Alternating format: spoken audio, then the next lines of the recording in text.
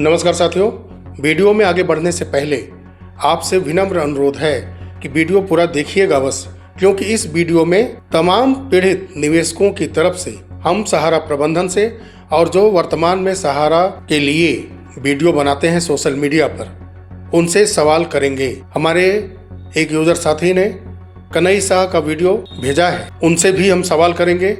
सहारा के तमाम लोग जो इस समय एक्टिव हैं सोशल मीडिया पर, वो सच्चाई से निवेशकों को रूबरू कराने की बजाय अभी भी वो छलते आ रहे हैं। करोड़ों पीड़ित निवेशक बड़े बड़े अमाउंट जिन्होंने जमा किया है, वो अपनी पीड़ा को व्यक्त कर रहे हैं। कैसे भुगतान मिलेगा, कब मिलेगा, ऐसी बातें वो कर रहे हैं। और जो सहारा के कई केस कोर्ट के अंदर चल रहे हैं, उसके बारे में बात करेंगे। साथियों, सबसे पहले हम बात करते हैं पिनाक-पानी मोहंती केस में। आपको हमने 8 सितंबर को ही सूचना दे दी थी। उस दिन 2 ऑर्डर आया था और जो एक आईए विड्रॉल करना था, उसका भी ऑर्डर आया। वो आईए विड्रॉल हो गया और अगली सुनवाई 12/9/2025 को निश्चित है। और उसमें सिर्फ सरकार की तरफ से जो आईए लगाया गया है 174168/2025, उस पर सुनवाई होनी है। तो अभी तक तो यही सूचना है कि सरकार की आईए पर ही सुनवाई होगी। लेकिन अगर ऐसा हो सकता है किसी प्रयास से, जो एजेंट लोगों की तरफ से आईए लगा है, अगर उस पर सुनवाई हो जाती है तो ये बहुत ही बड़ी बात होगी आम सहारा के निवेशकों के हित के लिए। साथियों, 9 सितंबर को एक सुनवाई होनी थी, Sahara India financial corporation limited versus reserve bank of India. उस दिन सुनवाई नहीं हो पाई। 10 सितंबर को फिर सुनवाई होती है। ये सुनवाई सतीश कुमार सिंह की तरफ से, जो सहारा इंडिया फाइनेंशियल कॉर्पोरेशन लिमिटेड की तरफ से ही पिटीशन फाइल किया है। इलाहाबाद हाई कोर्ट के लखनऊ बेंच के तरफ से जो एक ऑर्डर आया था, उस ऑर्डर के फैक्ट पर एक पिटीशन फाइल किया गया है, जो कि हमको लगता है कि 2-4 और सुनवाई अगर बढ़िया से हो गई तो इस पर भी ऑर्डर फाइनल हो जाएगा। इसका डेट अगली सुनवाई का 17/9/2025 निश्चित किया गया है। एक और केस की सुनवाई हुई थी 10 सितंबर को ही, राजेश चंद्र हजेला वर्सेज सहारा इंडिया परिवार, जिसमें कि प्रोविडेंट फंड, बोनस, ग्रेजुएटी, इन सब चीजों को लेकर के राजेश चंद्र हजेला और 5 और व्यक्ति उसमें थे जिन्होंने पिटीशन फाइल किया था, क्लेम किया था पैसों को लेकर के। पिछली सुनवाई का जो ऑर्डर आया था, मैंने आपको दिखाया था और बताया भी था कि जो अमाउंट क्लेम किया गया है सुप्रीम कोर्ट के समक्ष में, वो डीडी के रूप में सहारा ने जमा कर दिया है। वो अमाउंट क्लियर नहीं हो पाया है कि कितना है, उसी समय जमा कर दिया गया था। तो फिलहाल 10 तारीख को जो सुनवाई हुई राजेश चंद्र हजेला का, सहारा इंडिया परिवार का, वो डिस्पोज हो चुका है।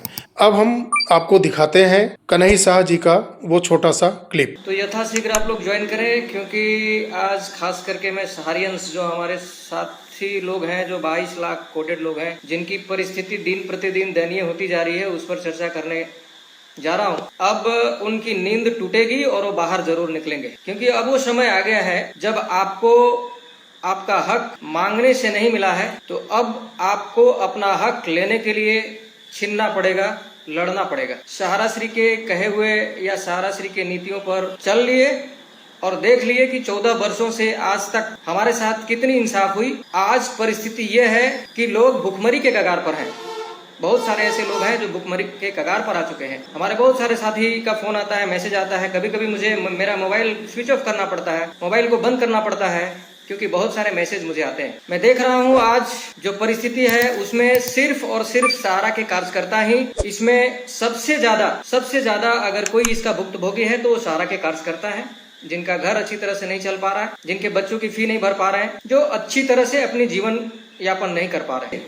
एक आंदोलनकारी झारखंड में बैठ करके 400 करोड़ के लिए लड़ रहा है, दूसरा आंदोलनकारी यूपी में बैठ करके 200 करोड़ के लिए लड़ रहा है। अभी 2 दिन पहले उसका एक वीडियो आप लोगों ने देखा होगा। उस वीडियो में क्लियरली वो कह रहा है कि हमें तो सिर्फ 200 करोड़ से मतलब है, हमें 200 करोड़ मिल जाएगा, हम आंदोलन छोड़ देंगे, 200 करोड़ हमको दिला दो, हम आंदोलन बंद कर देंगे। दूसरा जो झारखंड में बैठा है, वो ये बोलता है कि हमने रिट पिटीशन लगाया है सहारा के खिलाफ और हम 400 करोड़ के लिए सीआईडी के पास गए हैं, हमारा 400 करोड़ मिल जाएगा, हम आंदोलन बंद कर देंगे। तो ये एक रिट लगा करके लड़ रहा है, दूसरा ईडी में 500 एफआईआर करवा करके ऑल ओवर इंडिया में लड़ रहा है। दोनों का मकसद क्लियर है, एक को 400 करोड़ चाहिए, दूसरे को 200 करोड़ चाहिए। इन दोनों को हमसे, आपसे, सहारियन से, सहारा से कोई लेना देना नहीं है। जैसे ही ईडी का प्रेस नोट आता है, जैसे ही ईडी की चार्जशीट कोर्ट में दाखिल होती है, इन दोनों के यहाँ जश्न मनने लग रहा है।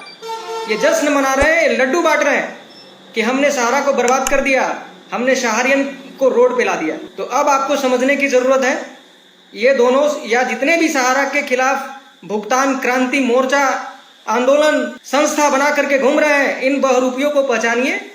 ये सिर्फ और सिर्फ अपनी जेब भरने के लिए लड़ रहे हैं और इनका साथ मत दीजिए, इनका साथ मत दीजिए।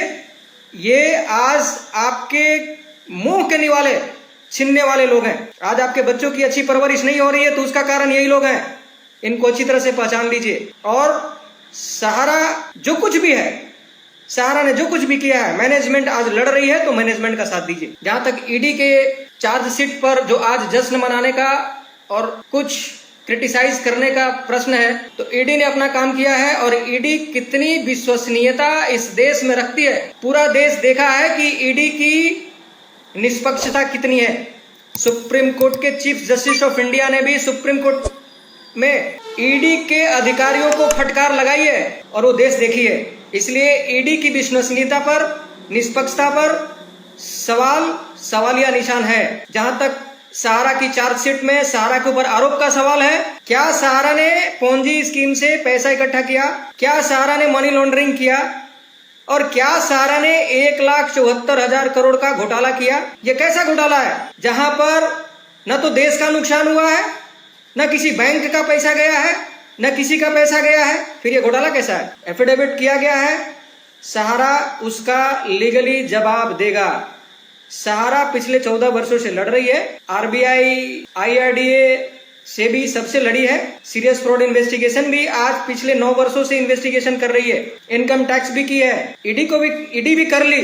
सबको जवाब दिया गया है, इनको भी जवाब दिया जाएगा। और जो सच्चाई होगी वो बाहर निकल करके आएगी। और सच्चाई यही है कि सहारा ने किसी भी तरह की कोई भी घोटाला नहीं किया है। तो साथियों, आपने देखा कन्हैया शाह जी का ये वीडियो। पहले तो मैं ये कहना चाहूंगा कि जो हमारे निवेशक लगातार कमेंट बॉक्स में अपनी पीड़ा व्यक्त करते आ रहे हैं, किसी ने क्यू शॉप में पैसा जमा किया है, किसी के पास अभी भी सहारा इंडिया फाइनेंशियल कॉर्पोरेशन लिमिटेड का बॉन्ड है, उनका भुगतान फंसा है, वो भी पैसा अभी तक नहीं ले पाए। और MIS, कई ऐसे हमारे यूजर साथी हैं जो लगातार MIS के बारे में पूछते आ रहे हैं। करोड़ों रुपए जमा किया गया है एक पर्सन की तरफ से, यानी कि अपने जीवन की उस समय पूरी कमाई वो सहारा में जमा कर दी। अब सोचिए कि उनके ऊपर क्या बीतती होगी। जैसे एक ट्राली, खुमचा, ठेले वाले, फावड़े चलाने वाले, कुली की तरह काम करने वाले अगर 10,000, 20,000, 50,000 रुपए तक जमा किए हैं तो उनके लिए वो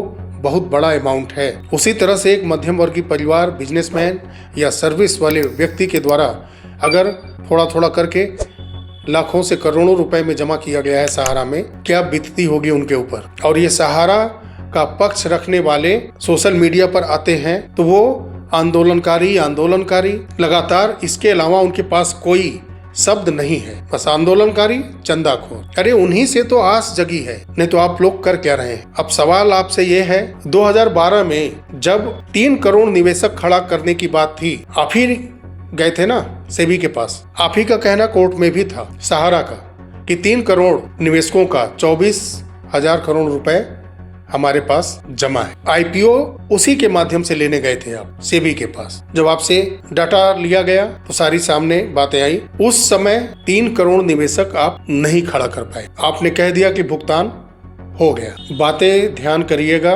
3 करोड़ निवेशक आप खड़ा ही नहीं कर पाए कि इनका पैसा जमा है। अब जब से पोर्टल काम कर रहा है, लगभग 1.5 करोड़ के आसपास मैं मान के चलता हूं कि आवेदन गए होंगे। 1 से 2% लोगों का आंशिक भुगतान हुआ है। एक बार फिर आप 1.5 करोड़ निवेशक को भी खड़ा नहीं कर पाए। जो काम उस समय आपने किया था सहारा के लोगों ने, वही सहारा के लोग आज फिर वही काम किए हैं। तब की सरकार UPA की थी, अब की सरकार NDA की है। उस समय 3 करोड़ निवेशक नहीं खड़ा कर पाए। आप पैसा उन्हीं से लिया था आपने, लेकिन आप साबित नहीं कर पाए कि ये 3 करोड़ निवेशक हमारे हैं। इसी भारत के अंदर से उन 3 करोड़ लोगों को आप संवैधानिक संस्थाओं के सामने, कोर्ट के समक्ष नहीं रख पाए, जबकि उनको 15% ब्याज सहित भुगतान करने का आर्डर कोर्ट से भी था। और इस समय भी वही किया आपने। CRCS पोर्टल पर 1.5 करोड़ लोगों ने ही सिर्फ सोसाइटीज के निवेशकों ने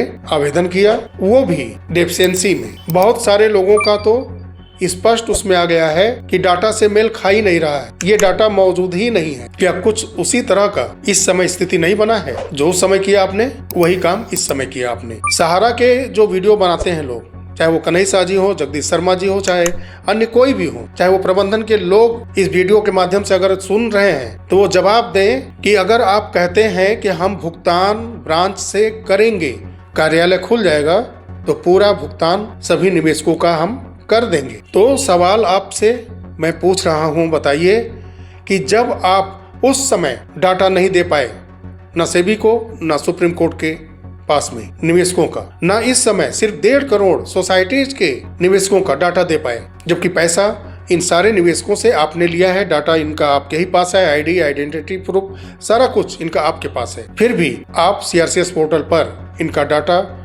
अपलोड नहीं करवा सके। तो कैसे विश्वास करें कि अगर आप ब्रांच खुलवाते हैं तो ईमानदारी से, ट्रांसपेरेंसी तरीके से भुगतान करेंगे? जो डाटा नहीं दे रहा है CRCS पोर्टल को, वो कैसे भुगतान करेगा? कहां से डाटा आपके पास आ जाएगा? अगर है तो क्यों नहीं दे रहे हैं आप? अब तक कितना पैसा आप लोगों ने, कुछ कंपनियों का नाम मैं बता रहा हूं, अगर आप ईमानदारी से सहारा के द्वारा जो भी पैसा अपने निवेशकों के जरिए तमाम कंपनियों में जमा कराया गया है, मैं कुछ कंपनियों के नाम आपको दे रहा हूं, अगर आप इसका जवाब दे सकें तो वीडियो के माध्यम से, चाहे कमेंट में आकर के किसी भी तरीके से आप दे सकते हैं, तो अपने 13 करोड़ निवेशकों को जवाब दीजिए। आप ऑफिस से भुगतान करना चाहते हैं ना, तो पहले बताइए कि Sahara India financial corporation company limited में कितने पैसों की देनदारी आपकी है? पिछले 15 से 17 साल में कितना पैसा आपने दे दिया है, और इस कंपनी में अभी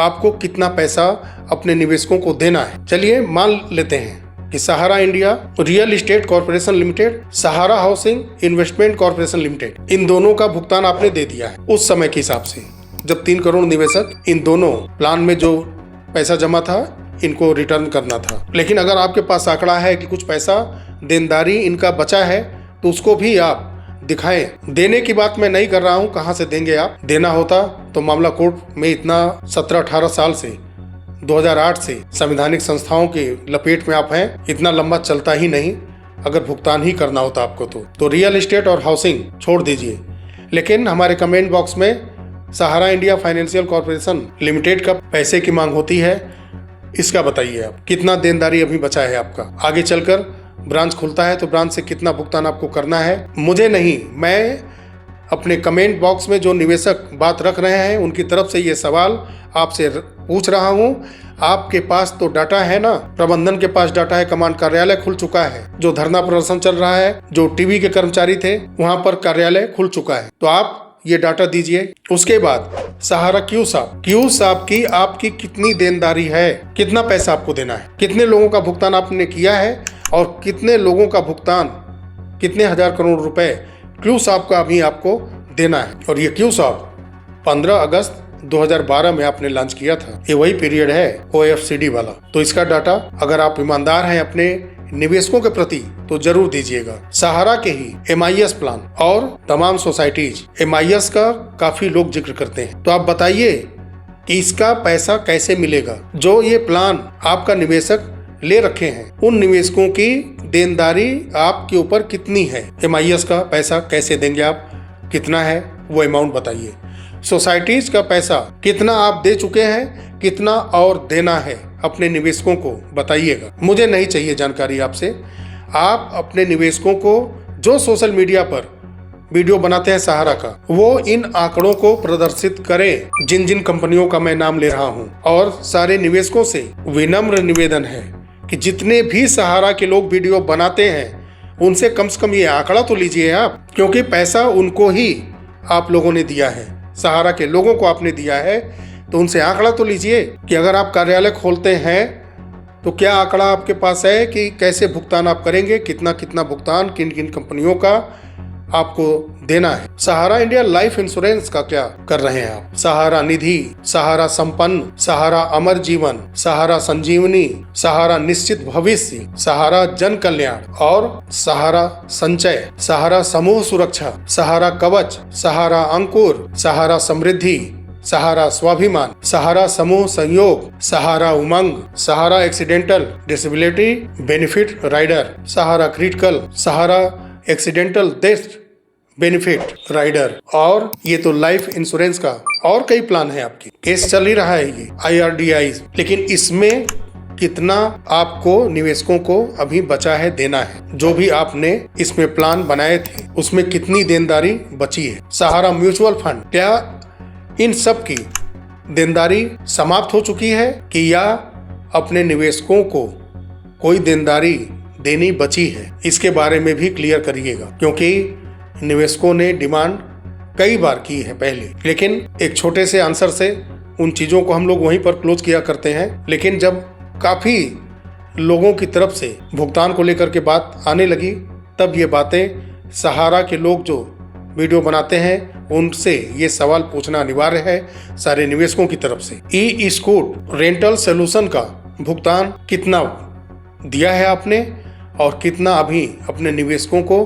देना है, इसका भी डाटा दीजिएगा अपने निवेशकों को। और सहारा गोल्डन डबल ट्रिपल 4 गुना 5 गुना जो प्लान आपका था उसमें कितनी मैच्योरिटी हो चुकी है, जो पेमेंट नहीं हो पाया है, आने वाले समय में जो क्रमशः प्रति महीने वर्ष मैच्योरिटी होती जाएंगी उसकी देनदारी कितनी है और उनका भुगतान कैसे करेंगे आप? क्या है रोड मैप आपका? कार्यालय खुलेगा तो कैसे करेंगे, कितनी की देनदारी है, वो आप सोशल मीडिया के माध्यम से ही कम से कम बताएं, ताकि ये तो आम निवेशकों को लगे कि हाँ सहारा के पास कम से कम डाटा है, कार्यालय से भुगतान करेगी। ये आश्वासन कम से कम अगर आप डाटा देंगे तो ये तो हो जाएगा ना कि हाँ ये पैसा हमको मिलेगा, हमारा डाटा कम से कम है। इसलिए कि 3 करोड़ का डाटा उस समय नहीं मिला और 1.5 करोड़ का डाटा, लगभग 2% का डाटा मैच किया, बाकी लोगों का डाटा 98% मैच नहीं किया इस समय। उसके बाद सहारा मीडिया है आपका,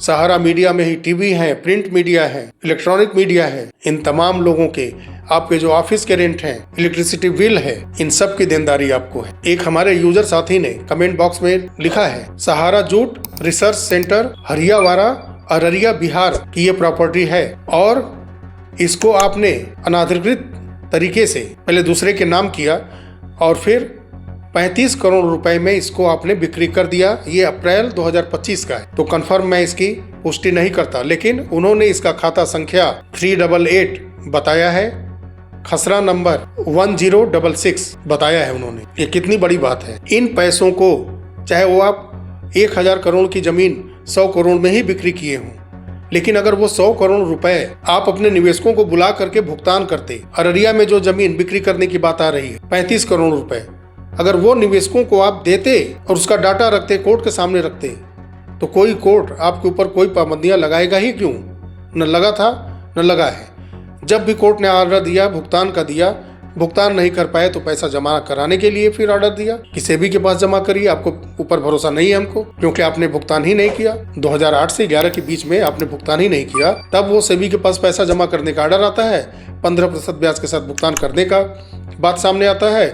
उस समय आपने 3 करोड़ लोगों को नहीं खड़ा किया और पोर्टल पर 4 सोसाइटियों का 1.5 करोड़ के लोगों के द्वारा जो आवेदन किया गया वो भी नहीं खड़ा कर पाए। साथियों, इनसे आप जवाब मांगिए, जवाब अपनी पीड़ा इनसे कमेंट बॉक्स में कहिए। जो ये सिर्फ आते हैं और पॉजिटिविटी के नाम पर लेक्चर दे के चले जाते हैं, आंदोलनकारी, चंदाखोर, ऐसे ऐसे शब्दों से सम्मानित करते हैं अपने ही लोगों के बीच में जो करोड़ों रुपए इन्वेस्ट कराए हैं निवेशकों के, उनको ये ऐसे ऐसे बोल करके चले जाते हैं। सवाल इनसे पूछना शुरू करिए। जिन जिन कंपनियों का कम से कम इतने ही कंपनियों का डाटा क्लियर करके दें कि जब कार्यालय खुलेगा तो कितनी की देनदारी है इनकी।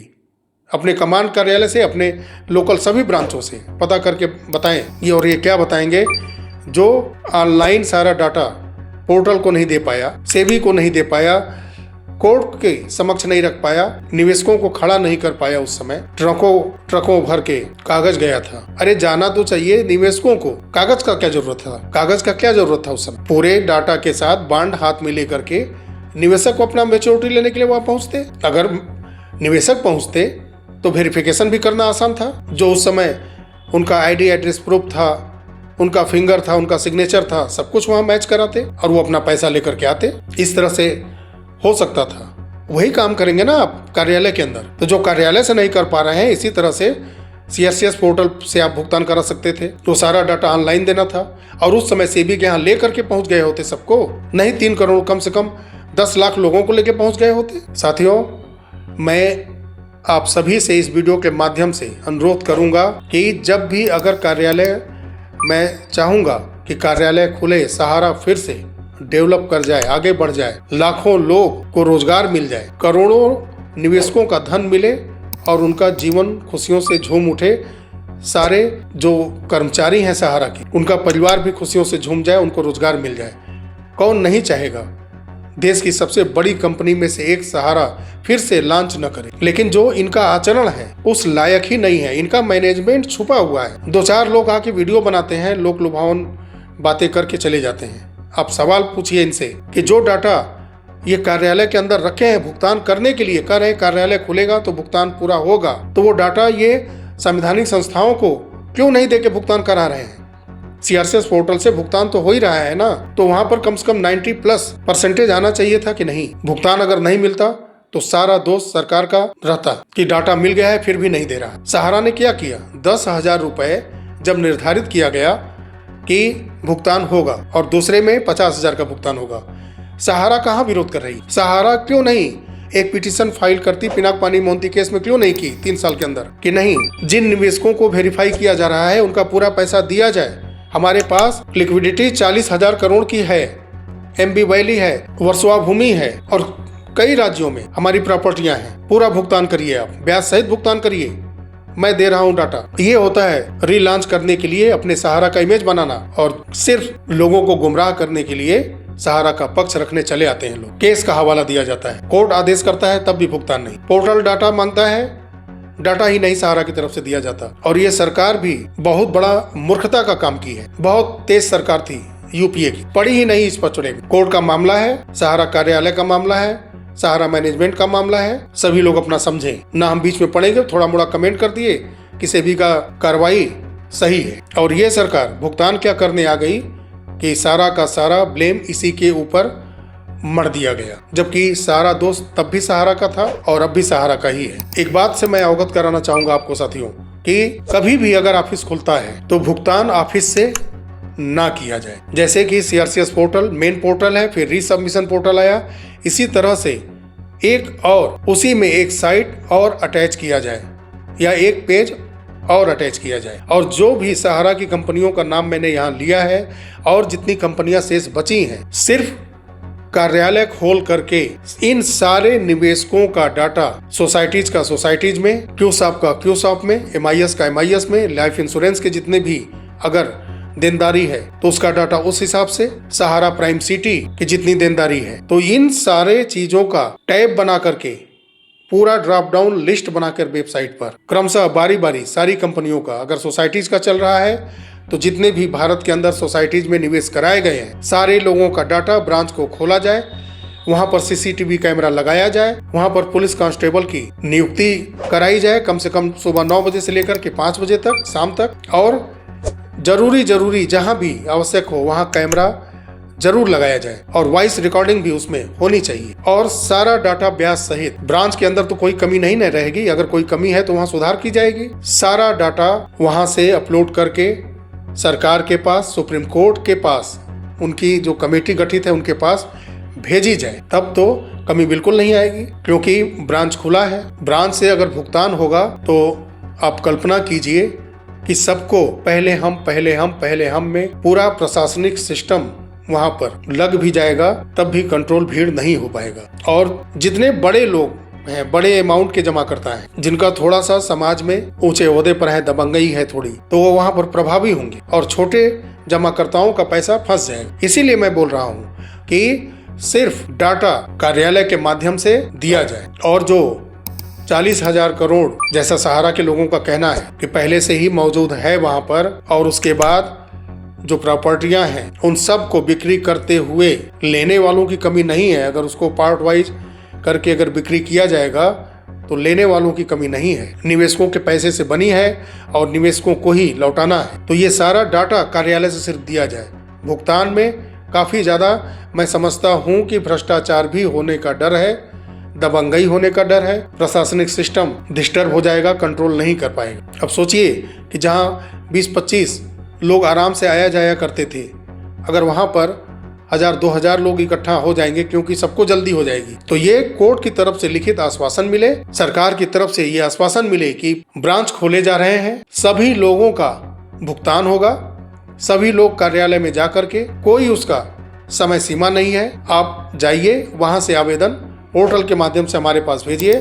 सहारा की प्रॉपर्टियों को बिक्री करके धन की कमी पड़ने पर हम व्यवस्था धन का बनाएंगे और सबका ब्याज सहित भुगतान करेंगे। इस तरह से होगा तो इसमें पारदर्शिता भी रहेगी और कोई भी किंतु परंतु नहीं लगा पाएगा, क्योंकि ब्रांच से पूरा सहारा के लोगों के द्वारा डाटा चेक करके, वेरीफाई करके, मोहर, सिग्नेचर, मल्टीपल मेंबरशिप, सारी समस्याएं, डेथ का जो क्लेम है, ये सब का सुधार करते हुए आगे भेजा जाएगा। कमान कार्यालय उस पर नजर रखे सहारा का, और ऐसे ही करना चाहिए। कई जो चिट फंड कंपनियां भागती हैं, उनकी प्रॉपर्टियों को जब्त करके सेबी में सिर्फ जमा करने से नहीं होता है। उनके कर्मचारियों को आप अपने पास रखिए, अपने अंडर में रखिए और उनसे निवेशकों के वेरीफाई करवा के डाटा ले करके ब्याज सहित भुगतान, ऐसी सारी कंपनियों का, चिट फंड कंपनियों का इसी तरह से करना चाहिए। चलिए साथियों, वीडियो काफी ज्यादा लंबा हो गया है। आशा करते हैं कि जो भी बातें मैंने रखी हैं और जो भी सवाल निवेशकों की तरफ से सहारा के प्रबंधन से, सहारा के लिए सोशल मीडिया पर बातें रखने वालों से जो मैंने पूछी हैं, अगर वो ईमानदार हैं तो बातें रखेंगे, कुछ न कुछ तो डाटा अवश्य देंगे अपने निवेशकों को। तो आपकी तरफ से हमने उनसे सवाल किया है। आपको ये वीडियो कैसा लगा ये अवश्य कमेंट बॉक्स में बताइएगा। मिलते हैं अगले वीडियो में, तब तक के लिए नमस्कार। जय हिंद, जय भारत, वंदे मातरम।